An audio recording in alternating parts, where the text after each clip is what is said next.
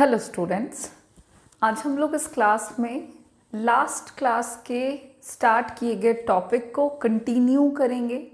हम लोग class 11th में यूनिट नंबर 2 डिस्कस कर रहे थे। यूनिट नंबर 2 में हम लोगों ने देखा कि कुछ चैप्टर्स में हम इस यूनिट को डील कर रहे थे। चैप्टर 1 हमारा कंप्लीट हो चुका है और हम लोग चैप्टर नंबर 2 पर हैं। चैप्टर नंबर 2 जिसका नाम है मेथड्स ऑफ स्टैटिस्टिकल इंक्वायरी, इस चैप्टर को हम डील कर रहे हैं। इसमें हम लोगों ने जो टॉपिक शुरू किया हुआ है वो है हमारा मेथड्स ऑफ सैम्पलिंग। हम लोग मेथड्स ऑफ सैम्पलिंग देख रहे हैं। लास्ट क्लास में हम लोगों ने सैम्पलिंग के पहले तरीके को, जिसका नाम है प्रोबेबिलिटी सैम्पलिंग, की शुरुआत करी थी। आज हम लोग इसी टॉपिक को कंटिन्यू करेंगे। स्टैटिस्टिकल इंक्वायरी को करने के हमारे दो तरीके थे, sample method and census method. Sample method में सैंपल चुनने के तरीके हम देख रहे हैं और पहला तरीका है प्रोबेबिलिटी सैम्पलिंग। प्रोबेबिलिटी सैम्पलिंग में सबसे पहला तरीका है हमारा अनरिस्ट्रिक्टेड सैम्पलिंग, जिसको हमने डिस्कस कर लिया। A method in which every item of the population has an equal chance to being selected as a sample item। ठीक है, इसके एग्जाम्पल्स में हमने देखे थे lottery method, spinning method, random table of round table of random numbers etcetera. और फिर हमारा दूसरा मेथड था जिसका नाम है रिस्ट्रिक्टेड सैम्पलिंग। और रिस्ट्रिक्टेड सैम्पलिंग में हमने देखा हुआ है कि ये एक ऐसा तरीका है सैंपल चुनने का जिसमें पॉपुलेशन के सारे आइटम्स को इक्वल चांस तो देना है to being selected as a sample item, but साथ ही साथ आपको कुछ रिस्ट्रिक्शंस को फॉलो करना पड़ेगा। और कौन कौन से रिस्ट्रिक्शंस होंगे या किस तरह के रिस्ट्रिक्शंस होते हैं अंडर द रिस्ट्रिक्टेड सैम्पलिंग, उनकी बात करें तो इसमें था आपका पहला स्ट्रैटिफाइड सैम्पलिंग। और ये स्ट्रैटिफाइड सैम्पलिंग क्या है, किस तरह से हम स्ट्रैटिफाइड सैम्पलिंग के अंदर सैंपल आइटम को सेलेक्ट करते हैं। मतलब पूरे पॉपुलेशन के आइटम्स को पहले हम कुछ स्ट्रैटा में बांट रहे थे according to different characteristics, and after that हम क्या करते हैं, रैंडमली उसमें से सैंपल आइटम पिक कर लेते हैं। This is all about the stratified sampling. इसका मतलब फिर हम लोगों ने इसके मीनिंग को डिस्कस किया और इसके मेरिट्स को डिस्कस किया एंड देन डीमेरिट्स को डिस्कस किया हुआ था। आज हम लोग इसके रिस्ट्रिक्टेड सैम्पलिंग के अंदर जो दूसरा तरीका है हमारा विच इज़ सिस्टमेटिक सैम्पलिंग, उसको देखेंगे। सिस्टमेटिक सैम्पलिंग का क्या मतलब है, किस तरह से हम सिस्टमेटिक सैम्पलिंग के अंदर सैंपल आइटम्स को पिक करेंगे, उसके मेरिट्स एंड उसके डिमेरिट्स। ठीक है, तो शुरू करें सिस्टमेटिक सैम्पलिंग। सबसे पहले सिस्टमेटिक सैम्पलिंग के मीनिंग को हम लिखें तो सिस्टमेटिक सैम्पलिंग एक ऐसा तरीका है जिसमें हम सबसे पहले पूरे पॉपुलेशन के आइटम्स को एक कंप्लीट लिस्ट, मतलब पूरे पॉपुलेशन के आइटम का एक कंप्लीट लिस्ट तैयार करते हैं सबसे पहले। और उस तैयार किए गए लिस्ट में से हम n number of nth term पर जो आइटम होता है उसे सेलेक्ट करते जाते हैं एज ए सैंपल आइटम। तो ये एक बहुत ही सिंपल तरीका है सैम्पलिंग का, जिसमें हमने सबसे पहले कंप्लीट लिस्ट तैयार कर लेना है चलो मीनिंग को यहाँ पे हम लोग देख लेते हैं proper. Method in which out of complete list of available number of items in the population, or you can say universe,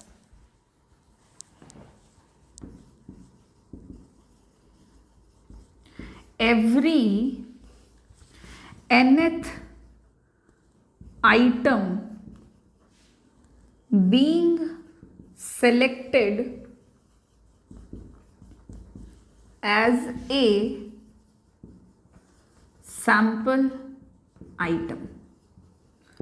बिल्कुल वही बात है जो बताया मैंने। एक ऐसा तरीका है जिसमें हम कंप्लीट लिस्ट तैयार करते हैं सारे available number of items in the population का, और फिर उसमें से हर एक nth टर्म पर आने वाले आइटम को हम सेलेक्ट करते जाते हैं एज ए सैम्पल आइटम। ठीक है, सिस्टमेटिक सैम्पलिंग के एग्जाम्पल के तौर पे बात करें तो मान लीजिए कि क्लास 11th में हम स्टडी कर रहे हैं। अब एक सेक्शन में, सेक्शन ए है आपका, सेक्शन ए में सपोज कीजिए कि total number of items in the population जो अवेलेबल है, जब हमने कंप्लीट लिस्ट बना लिया तो total number of items in the population हमें मिला 100।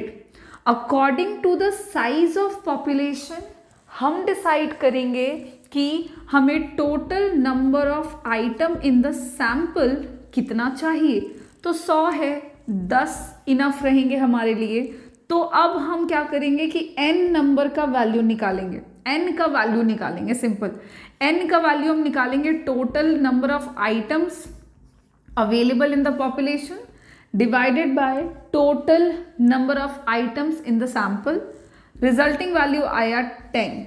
ये आपका n का वैल्यू आया है। अब हम हर एक 10th नंबर पर, यानी कि हर एक nth नंबर जो कि 10 आया है, तो हर एक 10वें नंबर पर आने वाले बच्चे को एज अ सैम्पल आइटम चुनते जाएंगे। तो 10, 20th, 30th, 40th, 50th, तो इस तरह से जितने भी 10 डिजिट के या 10th टर्म पर आने वाले जितने भी आइटम्स होंगे वो सैम्पल आइटम के रूप में चुने जाएंगे। तो ये बहुत ही सिंपल तरीका है सैम्पलिंग का। अब डिस्कस करते हैं कि सिस्टमेटिक सैम्पलिंग के मेरिट्स क्या क्या हैं, क्या फ़ायदे हैं या क्या क्या गुण हैं सिस्टमेटिक सैम्पलिंग का, वो देखते हैं हम। तो सिस्टमेटिक सैम्पलिंग जो है, जैसा कि मैंने बोला कि ये बहुत ही सिंपल मेथड है। तो सबसे पहला जो मेरिट है वो यही है कि it is a very simple method. बड़ा आसान है ये, आपको कुछ नहीं करना है, बस एक कंप्लीट लिस्ट बनाइए और उसके बाद n का वैल्यू निकाल के हर एक nth टर्म पर आने वाले आइटम को आप as a sample item select कर लीजिए। ठीक है। दूसरा पॉइंट है नॉट बायस्ड। ये बायस्ड तरीका नहीं है, ये मेरिट है। इस मेथड में आप अगर बायस्ड होना चाहें related to the selection of a particular item in the sample, you can't, आप नहीं हो सकते। अगर आप किसी पर्टिकुलर बच्चे को सैंपल आइटम में इंक्लूड करना चाहते हैं तो आप ये काम नहीं कर पाएंगे, क्योंकि इस मेथड में हम उसी आइटम को सैंपल आइटम में चुन रहे हैं जो n का वैल्यू आता है। अब n का जो वैल्यू है उसको आप एज अ इन्वेस्टिगेटर इन्फ्लुएंस नहीं कर सकते। That depends upon the total number of items available in the population और फिर उसके अकॉर्डिंग सैंपल, तो वो उस पर डिपेंड करता है। तो so you can't influence it, आप उसको बदल नहीं सकते हो। तो इस तरह से ये तरीका बायस्ड नहीं है, which is a great point, क्योंकि बायस्ड नहीं है विच मीन्स इस मेथड की जो एक्यूरेसी है वो कहीं ना कहीं इंश्योर होती है कि हाँ हमें इस मेथड से एक्यूरेसी मिल जाएगी। उसके अलावा नेक्स्ट पॉइंट मेरिट में हम लिख सकते हैं कि ये एक ऐसा तरीका है जिसमें टाइम का जो कंजम्पशन है वो काफ़ी कम होता है। ये लेस टाइम कंज्यूमिंग मेथड है। इस मेथड में आपको बहुत ज़्यादा वक्त देने की, इन्वेस्ट करने की ज़रूरत नहीं है। बस आपको एक काम करना है, सबसे पहले लिस्ट बना लो और लिस्ट बनाते ही आप n का वैल्यू निकाल लो। जैसे ही n का वैल्यू निकला आपका काम खत्म हो गया। अब आप हर एक nth टर्म पर आने वाले आइटम को सेलेक्ट कर लीजिए। So it's a very less time consuming method.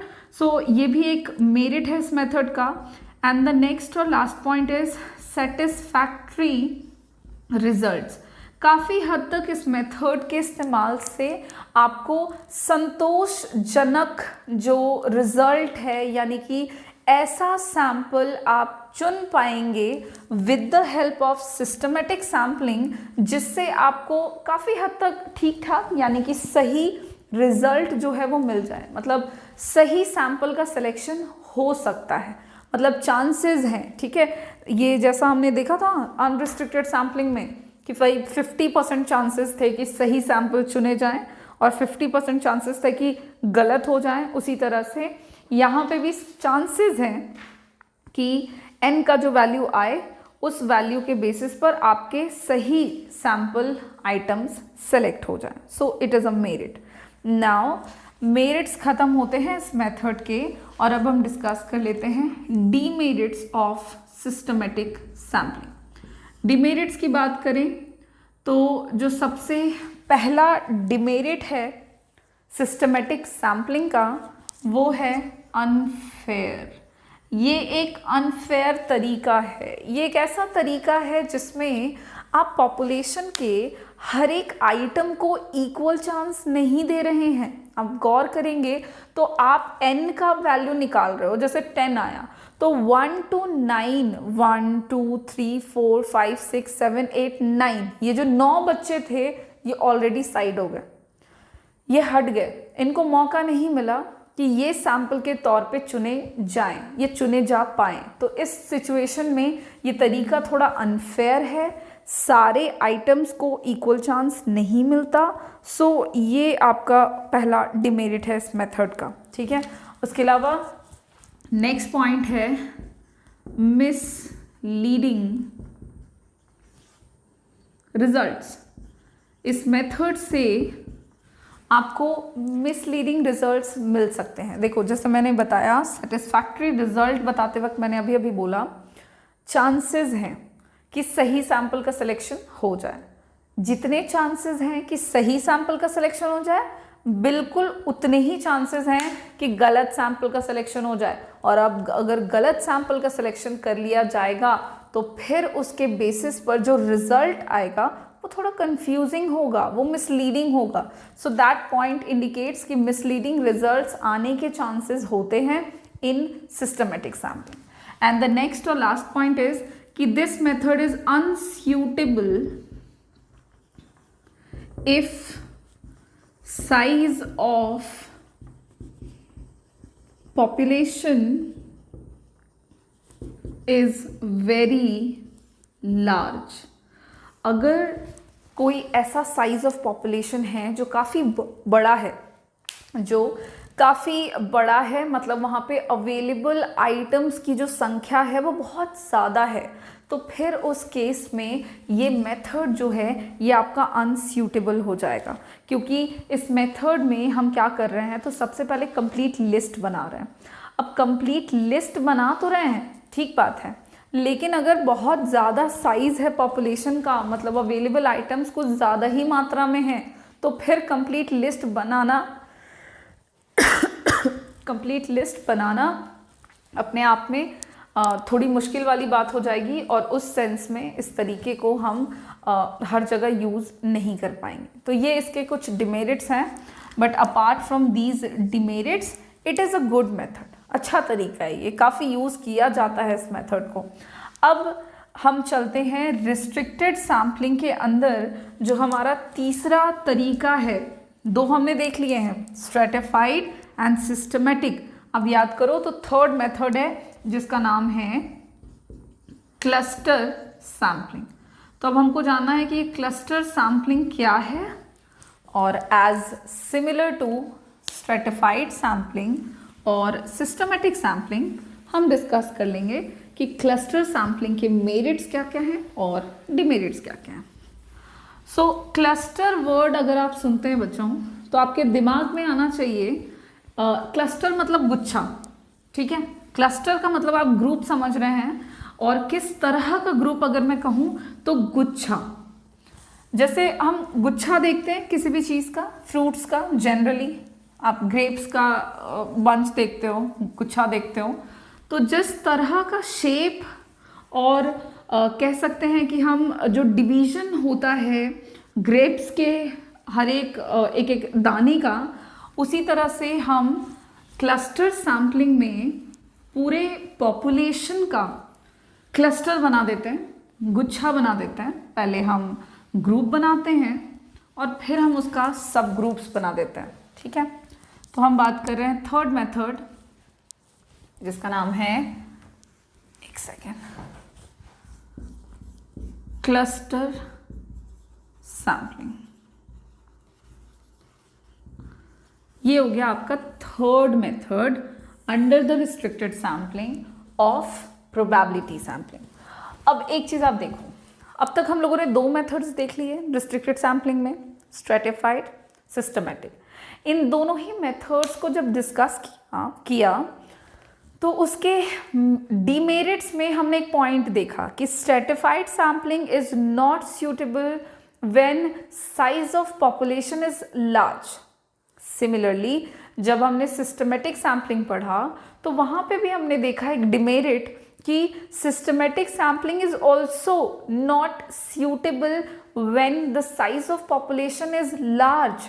तो भाई ठीक है, दोनों मेथड नहीं चलेंगे बड़े साइज ऑफ पॉपुलेशन में, तो कोई तो तरीका होना चाहिए जिसकी मदद से हम लार्ज एरिया जो है या लार्ज साइज जो है पॉपुलेशन का उसको कवर कर पाएँ। उसी का जवाब है क्लस्टर सैम्पलिंग। सबसे पहली बात जान लें कि ये एक ऐसा मेथड है सैम्पलिंग का जो लार्ज एरिया के लिए सूटेबल है। क्लस्टर सैम्पलिंग का जनरली जो इस्तेमाल किया जाता है वो आपका होता है जहाँ पे साइज ऑफ पॉपुलेशन काफ़ी बड़ा होता है, ठीक है। इस मेथड में हम किस तरह से सैम्पलिंग करते हैं या सैम्पल आइटम्स को चुनते हैं, आइए देखते हैं, ठीक है। मीनिंग देखते हैं सबसे पहले हम। So, a method in which population means universe are divided into clusters. Clusters में इस मेथड में हम पॉपुलेशन को डिवाइड कर देते हैं, ठीक है। अच्छा, इनटू क्लस्टर्स कहने का मतलब हो गया एक नहीं बल्कि एक से ज़्यादा, इनटू सम क्लस्टर्स कह सकते हैं। कुछ क्लस्टर्स में हम पूरे पॉपुलेशन को बांट देते हैं, फिर क्या करते हैं, फ्रॉम विच, फिर उसमें से from which sample is carried out. उसके बाद हम हर एक क्लस्टर से सैम्पलिंग जो है वो करते जाते हैं, सैम्पलिंग हम निकालते जाते हैं, carried out in a number of stages. आप जितने भी स्टेजेस में क्लस्टर बनाते हो, हर एक स्टेज में हम सैंपल बोलें या कह सकते हो सैम्पलिंग जो है वो करते जाते हैं, और इस तरह से पॉपुलेशन का क्लस्टर बनाते हुए हर एक क्लस्टर से सैम्पलिंग को जब हम निकालते जाते हैं तो इस तरीके को हम क्लस्टर सैम्पलिंग कहते हैं। इसमें पूरे पॉपुलेशन को सबसे पहले हम क्या करते हैं तो कुछ ग्रुप्स में डिवाइड कर देते हैं, और फिर इन ग्रुप्स को हम सब ग्रुप्स में डिवाइड कर देते हैं और इस तरह से हम क्लस्टर सैम्पलिंग जो है वो कंप्लीट कर लेते हैं। क्लस्टर सैम्पलिंग का मीनिंग इतना ही है कि एक ऐसा तरीका जिसमें आप लार्ज साइज में, आप तो पहले इसको यूज़ कर सकते हो लार्ज साइज ऑफ पॉपुलेशन में, देन एक ऐसा मेथड जिसमें हम पूरे पॉपुलेशन का फर्स्ट क्लस्टर बना रहे हैं, आफ्टर दैट हर एक क्लस्टर से रैंडमली सैम्पलिंग हम करते जा रहे हैं, मतलब सैंपल को पिक करते जा रहे हैं। एग्जाम्पल से हम इसको समझेंगे। मान लीजिए कि हम इंडियन इकोनॉमी का जो पॉपुलेशन है उससे कुछ सैंपल लेते हुए हम पूरे पॉपुलेशन के बारे में स्टडी कर रहे हैं, एनी टॉपिक, ओके। तो क्लस्टर सैम्पलिंग करेंगे तो हम कर सकते हैं, बिकॉज इंडिया का जो पॉपुलेशन साइज है वो लार्ज है, ये मेथड सूटेबल है फॉर अ लार्ज एरिया, तो ये चलेगा। अब इसमें हम क्या कर रहे हैं कि सबसे पहले क्या करते हैं, पूरे पॉपुलेशन को ग्रुप्स में और फिर सब ग्रुप्स में बांटते हैं, और जितना भी स्टेप लोगे हर एक स्टेप में तुमको सैम्पलिंग करते जानी है, ध्यान देंगे। तो हम यहाँ पे ना स्टेप नंबर 1 लेते हैं। स्टेप नंबर 1 में हम पूरे इंडिया के पॉपुलेशन को स्टेट वाइज बांट देते हैं, ग्रुप बना देते हैं स्टेट वाइज, और इसमें से हम सबसे पहले पिक कर लेते हैं एक स्टेट को। कोई भी रैंडम आप स्टेट ले सकते हो, रैंडम एज इन जो आपके स्टडी के अकॉर्डिंग सूटेबल होगा। हम यहाँ पे झारखंड ले लेते हैं। फिर हम क्या करेंगे, हमारा सैंपल हो गया, अब हमने ग्रुप बांटा, फिर आपको सब ग्रुप्स बनाने हैं, मतलब आप स्टेप नंबर 2 ले सकते हैं और फिर आप इस पॉपुलेशन को वापस से बांट सकते हो इनटू सब ग्रुप्स। तो अब हम झारखंड के पॉपुलेशन को बांट सकते हैं इनटू डिस्ट्रिक्ट वाइज, और स्टेप नंबर 2 से भी आपको सैम्पलिंग करनी होगी। तो सपोज हमने डिस्ट्रिक्ट में हजारीबाग डिस्ट्रिक्ट चूज कर लिया है, ठीक है। अच्छा, स्टेप 3 ले सकते हो तुम और बांट सकते हो, हालांकि इनफ है, बट ये मैं समझाने के लिए आपको बता रही हूँ कि सब ग्रुप्स बना दिया, फिर चाहो तो उसका सब ग्रुप बना सकते हो। अब हम बांट सकते हैं सपोज ब्लॉक वाइज, और इसमें से हमने एक ब्लॉक जो है वो चुन लिया, चलो कोई पर्टिकुलर ब्लॉक ना लिख के XYZ लिख देती हूँ। अब आपका सैम्पलिंग जो है वो देख रहे हो आप, हर एक स्टेप में आप सैम्पलिंग करते जा रहे हो, पूरे पॉपुलेशन का आपने क्लस्टर बना दिया और हर एक स्टेप में आप सैम्पलिंग करते जा रहे हैं। So this method is called cluster sampling. Sampling का एक अच्छा तरीका है जिसको हम लार्ज एरिया में यूज कर सकते हैं। अब बात करते हैं कि क्लस्टर सैम्पलिंग के मेरिट्स क्या क्या होंगे, इस मेथड के फायदे क्या क्या मिलेंगे हमें अगर हमने इस मेथड का इस्तेमाल किया। तो सबसे पहला बेनिफिट है कि भाई क्लस्टर सैम्पलिंग जो है वो कवर करता है लार्ज एरिया को, जो इतनी देर से हम लोग बातें कर ही रहे हैं कि this method is suitable when the size of population is large. तो उस केस में ये मेरिट भी हो जाएगा कि हाँ, बड़े क्षेत्र की जानकारी लेनी है तो क्लस्टर सैम्पलिंग करके काम कर सकते हैं। Now the next point is flexible. Cluster sampling ना एक सैम्पलिंग का ऐसा तरीका है जो फ्लेक्सिबल है। अभी फ्लेक्सिबल का क्या मतलब हुआ, तो अगर फ्लेक्सिबल कह रहे हैं तो ये आपको काफ़ी हद तक मदद करता है पूरे पॉपुलेशन को डिवाइड और सब डिवाइड करने में। तो ये कोई रिजिड या कोई रिस्ट्रिक्शन नहीं है कि जैसे यहाँ पे मैंने एग्जाम्पल में इंडिया का पॉपुलेशन लिया हुआ था तो उसको मैंने स्टेट वाइज बांट दिया।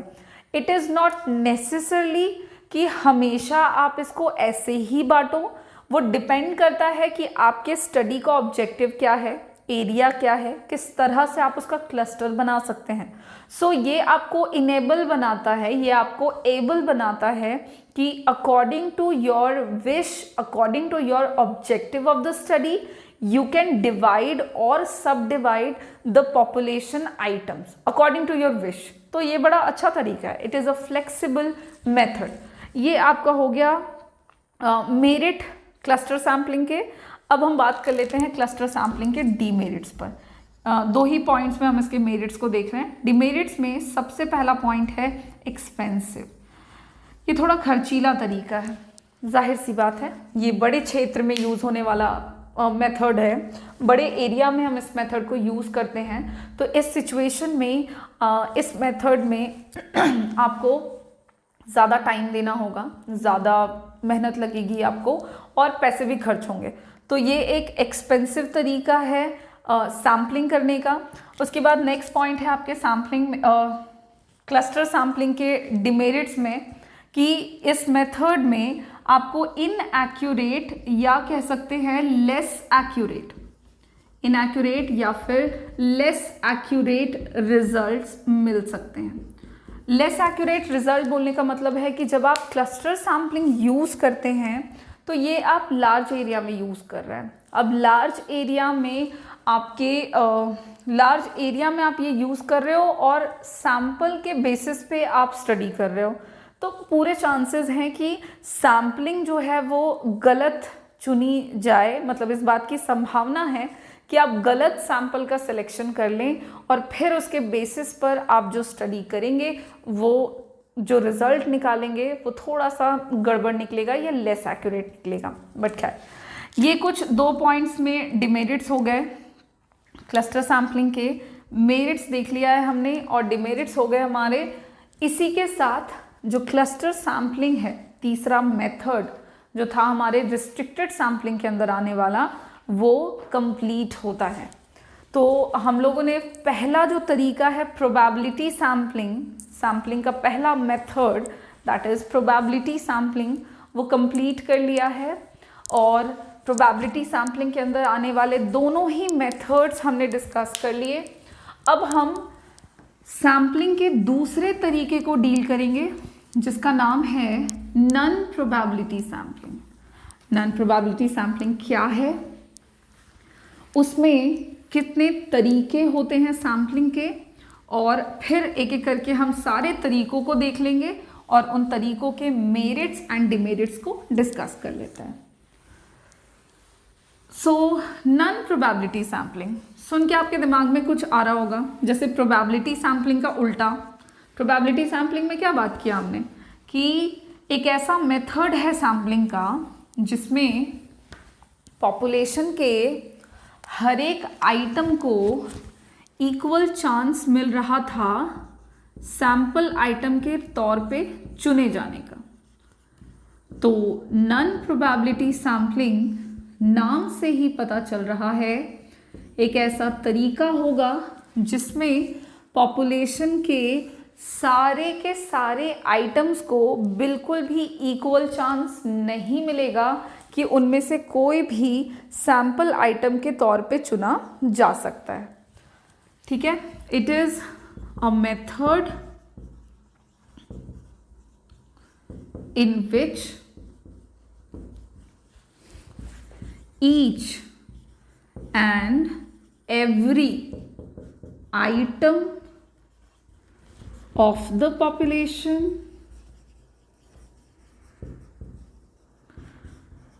does not have या does not has an equal chance to being selected as a sample item। एक ऐसा तरीका जिसमें हर एक आइटम ऑफ द पॉपुलेशन को नहीं मिलता है इक्वल चांस कि उनमें से कोई भी चुना जा सके एज ए सैम्पल आइटम। अब ऐसा करने के कितने तरीके हो सकते हैं? तो नॉन प्रोबेबिलिटी सैम्पलिंग के अंदर हम लोग 3 तरीके डिस्कस करने वाले हैं। सबसे पहला जो है मेथड वो है हमारा पर्पसिव सैम्पलिंग। पर्पसिव सैम्पलिंग के और भी नाम हैं जैसे कि जजमेंटल सैम्पलिंग, डिलिबरेट सैम्पलिंग। ये एक ऐसा तरीका होता है जिसमें इन्वेस्टिगेटर अपने पर्पस के हिसाब से काम करता है, मतलब उसका जो उद्देश्य है वो उसके अकॉर्डिंग सैंपल आइटम को चुनता है। और हो गया ये नॉन प्रोबेबिलिटी सैम्पलिंग का पहला method, that is purposive sampling, complete. दूसरा जो मेथड है वो है हमारा कोटा सैम्पलिंग। ये एक ऐसा तरीका है जिसमें हम पूरे पॉपुलेशन को अकॉर्डिंग टू डिफरेंट कैरेक्टरिस्टिक्स कुछ कोटा, कुछ कैटेगरीज में बांट देते हैं और फिर हम उसमें से सैम्पलिंग कर लेते हैं, मतलब सैंपल आइटम को चुन लेते हैं, कोटा सैम्पलिंग। और तीसरा जो मेथड है दैट इज कन्वीनियंस सैम्पलिंग। ये एक ऐसा तरीका है जिसमें इन्वेस्टिगेटर सैंपल चुनते वक्त अपने कन्वीनियंस को देखता है। मतलब जब इन्वेस्टिगेटर अपने कन्वीनियंस के हिसाब से सैंपल चुने या सैम्पलिंग करे तो उस मेथड को हम कन्वीनियंस सैम्पलिंग कहते हैं। अब नॉन प्रोबेबिलिटी सैम्पलिंग के अंदर के तीनों मेथड्स हमने देख लिए हैं और अब हमको ये वन बाय वन करके तीनों मेथड्स का मीनिंग जो मैंने अभी आपको बताया बस प्रॉपर उसको हम लोग लिख लेंगे एक बार, और फिर हम लोगों को इन तीनों ही मेथड्स के सबसे पहले तो मीनिंग और फिर मेरिट्स जान लेने होंगे और डिमेरिट्स जान लेने होंगे, जैसा कि हमने पिछले सारे मेथड्स के बारे में देखा। और ये तीन बातें जो है इन तीनों ही मेथड्स के बारे में देख लेंगे और इसी के साथ हमारा जो टॉपिक है मेथड्स ऑफ सैम्पलिंग वो कंप्लीट हो जाएगा और फिर हम लोग पहुंच जाएंगे इस चैप्टर के सेकेंड लास्ट टॉपिक पे जो कि होगा qualities of a good sample, and last में हम देख लेंगे स्टैटिस्टिकल एरर किसे कहते हैं। तो आज के इस वीडियो में हम इतना ही रहने देंगे। आप यहाँ तक के मेथड्स को अच्छे से समझ लें, पढ़ लें। इसके बाद के ये जो तीन मेथड्स हैं इन तीनों को हम अपने नेक्स्ट क्लास में डिस्कस करेंगे। Thank you.